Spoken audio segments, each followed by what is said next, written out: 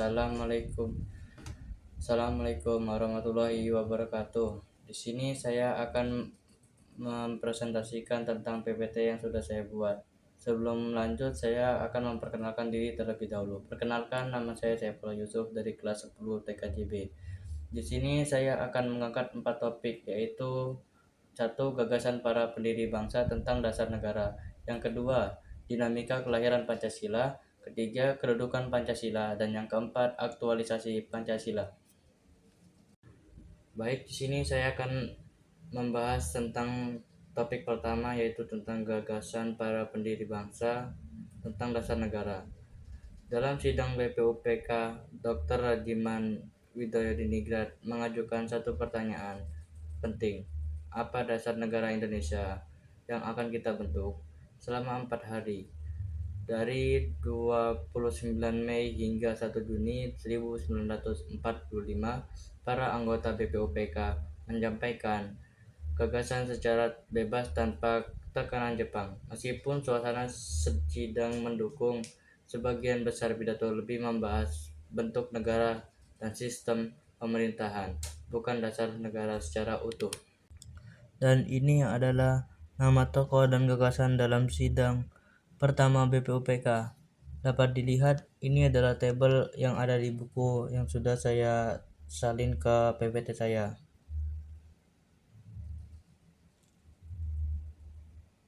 Di sini saya akan membahas yang kedua, itu gagasan Soekarno tentang Pancasila dalam pidato 1 Juni 1945. Sejarah mencatat bahwa satu-satunya anggota BPUPK yang menjawab secara utuh pertanyaan tentang dasar negara adalah Soekarno. Pada 1 Juni 1945, ia berpidato tanpa teks selama 1 jam menyampaikan dasar negara Indonesia merdeka. Filosofis Grundslag berarti dasar filsafat negara. Menurut Soekarno, dasar negara harus kuat dan mencerminkan nilai-nilai penting dalam kehidupan bernegara. Ia mengusulkan 5 dasar yang kemudian dikenal sebagai Pancasila, yaitu yang pertama itu ada kebangsaan. Soekarno menegaskan bahwa bangsa Indonesia bukan sekedar kumpulan suku, melainkan satu kesatuan dari Sabang sampai Merauke. Lalu yang kedua itu ada internasionalisme atau pri-kemanusiaan. Soekarno menekankan pentingnya persaudaraan dunia dan penghormatan terhadap kemanusiaan. Yang ketiga ada mufakat dan permusyawaratan perwakilan atau demokrasi. Negara harus berdasarkan musyawarah dan perwakilan, bukan untuk segolongan orang. Lalu yang keempat itu ada kesejahteraan sosial. Negara harus menghapuskan kemiskinan dan menjamin keadilan bagi seluruh rakyat Indonesia. Lalu yang kelima ada ketuhanan. Setiap rakyat Indonesia harus bebas beragama dan menghargai keyakinan orang lain. Di sini saya akan membahas topik yang kedua tentang dinamika kelahiran Pancasila. Di sini ada beberapa penjelasan, yaitu satu, dinamika dalam sidang BPUPK pertama.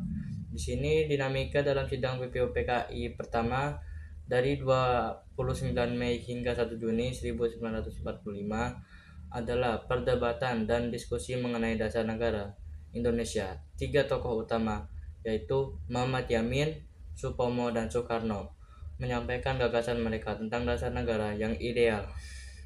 Meskipun belum mencapai kesepakatan final, sidang ini menyepakati Pancasila sebagai istilah dan nilai dasar yang akan dirumuskan lebih lanjut. Dalam dinamika kelahiran Pancasila ini ada beberapa poin penting mengenai dinamika sidang BPUPK pertama, yaitu satu, pembahasan dasar negara, dua, gagasan tokoh-tokoh, ketiga, pidato Soekarno, dan keempat, belum ada kesepakatan final, yang kelima, pembentukan panitia 9, dan keenam, Piagam Jakarta. Dalam dinamika kelahiran Pancasila, saya akan menjelaskan tentang dinamika dalam perumusan Pancasila. Dinamika perumusan Pancasila mencakup proses sejarah yang melibatkan berbagai pemikiran, perdebatan, dan kesepakatan dari para tokoh berdiri bangsa dalam menetapkan dasar negara Indonesia. Proses ini tidak hanya sekedar penyusun konsep, tetapi juga mengatasi berbagai tantangan dan perdebatan pendapat untuk mencapai konsensus. Ada lagi tentang dinamika dalam pengesahan Pancasila.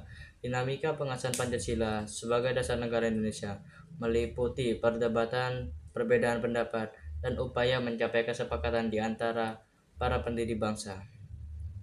Proses ini diawali dengan pembentukan BPUPK dan sidang-sidangnya dilanjutkan dengan perumusan Pancasila oleh Panitia 9 hingga akhirnya disahkan dalam sidang PPKI pada tanggal 18 Agustus 1945. Di sini saya akan membahas tentang topik yang ketiga, yaitu kedudukan Pancasila. Kedudukan Pancasila itu ada 3 penjelasan umum lah. Jadi yang pertama itu ada dasar negara. Segala aspek kehidupan berbangsa dan bernegara, termasuk sistem pemerintahan, hukum, dan norma-norma, harus berlandaskan pada nilai-nilai yang terkandung dalam Pancasila. Yang ketiga itu ada sebagai ideologi negara. Pancasila memiliki kedudukan sebagai ideologi negara Indonesia, yang berarti Pancasila adalah dasar dan pedoman bagi penyelenggaraan negara dan kehidupan bermasyarakat, berbangsa, dan bernegara. Lalu di sini saya akan membahas tentang topik yang keempat, tentang aktualisasi Pancasila, yaitu satu, ada penerapan nilai-nilai Pancasila dalam kehidupan bermasyarakat, berbangsa, dan bernegara. Lalu yang kedua ada gagasan solutif mengatasi perilaku-perilaku yang bertentangan dengan Pancasila. Baik, mungkin itu saja yang dapat saya sampaikan tentang PPT yang sudah saya buat. Sekian dari saya. Wassalamualaikum warahmatullahi wabarakatuh. Kedua itu ada pandangan dasar. Pancasila sebagai pandangan hidup bangsa Indonesia, berarti Pancasila adalah pedoman, petunjuk, dan nilai-nilai yang menjadi dasar dalam berperilaku, bertindak, dan mengambil keputusan dalam kehidupan bermasyarakat, berbangsa, dan bernegara. Baik, mungkin itu saja yang dapat saya sampaikan tentang PPT yang sudah saya buat. Sekian dari saya. Wassalamualaikum warahmatullahi wabarakatuh.